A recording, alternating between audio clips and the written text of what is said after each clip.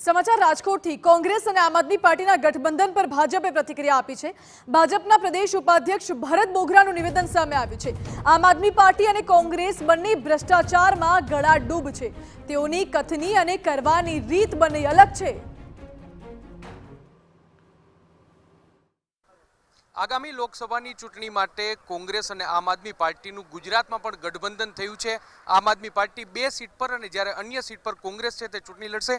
મારી સાથે ભાજપના ઉપાધ્યક્ષ ભરતભાઈ બોઘરા છે। ભરતભાઈ, શું કહેશો? ગુજરાતમાં આમ આદમી પાર્ટી અને કોંગ્રેસનું ગઠબંધન થયું છે લોકસભાની ચૂંટણી માટે, કઈ રીતે આને જોઈ રહ્યા છો?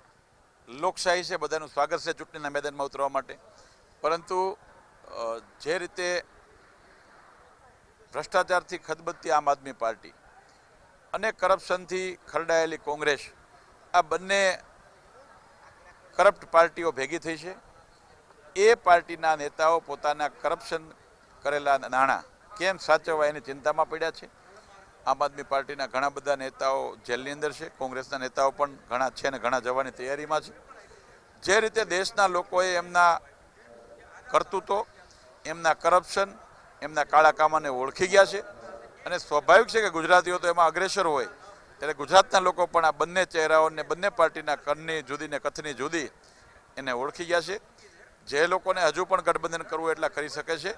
ગુજરાતની ભારતીય જનતા પાર્ટીના કાર્યકર્તા અને ગુજરાતના લોકોના આશીર્વાદ ઉપરથી હું ચોક્કસ કહીશ કે 5 લાખથી વધારે લીડથી 26 સીટો ગુજરાત ભારતીય જનતા પાર્ટી જીતવાની છે। ભરતભાઈ, વિધાનસભાની ચૂંટણીની વાત કરવામાં તો કેટલીક સીટમાં આમ આદમી પાર્ટી અને કોંગ્રેસ બંને અલગ અલગ ચૂંટણી લડવાને કારણે ભાજપને ફાયદો થયો હતો, તો શું માનો છો કે બે એક થયા તો તેના કારણે ભાજપને કોઈ નુકસાન થશે?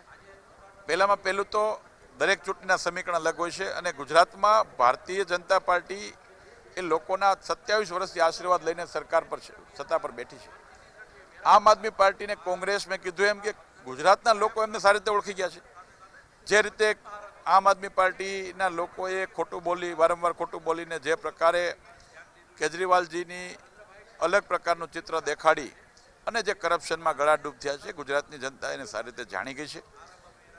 લોકસભાની અંદર એમને પરિણામ આપશે અને કદાચ બંને પાર્ટી ભેગી થાય, હજી બીજી 2-4 ભેગી થાય એમના સાથે જોડાયેલી એની વિચારધારાવાળી, તો પણ ગુજરાતના લોકો એ ક્યાંય વાતમાં આવવાના નથી અને સ્પષ્ટપણે ગુજરાતમાં, મેં કીધું એમ, ગુજરાતની જનતા એ કરપ્ટ લોકોને ક્યારેય મત નહીં આપે અને એ એક જેને કહેવાય કે સાંસ્કૃતિક રાષ્ટ્રવાદ સાથે જોડાયેલી, એક વિચારધારા સાથે જોડાયેલી અને એ દેશને જે રીતે સમગ્ર વિશ્વની અંદર ડંકો હિન્દુસ્તાનનો વગાડીને જે વિશ્વની મહાસત્તા તરફ નરેન્દ્રભાઈ મોદી સાહેબ જઈ રહ્યા છે, હું માનું છું કે ગુજરાતી તરીકે જે રીતે સરદાર સાહેબને, મહાત્મા ગાંધીને ગુજરાતના લોકો આદર આપતા હતા, એ જ રીતે નરેન્દ્રભાઈ મોદી સાહેબનું માન, એમનું સ્થાન ગુજરાતીઓના દિલમાં છે।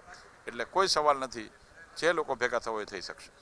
26 બેઠક પર 5 લાખથી વધારે લીડથી ભાજપનો વિજય થશે ને આ ગઠબંધનની કોઈ પણ પ્રકારની અસર નહીં થાય તેવું ભરત બોઘરા દ્વારા દાવો કરવામાં આવ્યો છે। કેમેરા પર્સન ભાવેશ લશ્કરી સાથે મોહિત ભટ્ટ, TV9 રાજકોટ।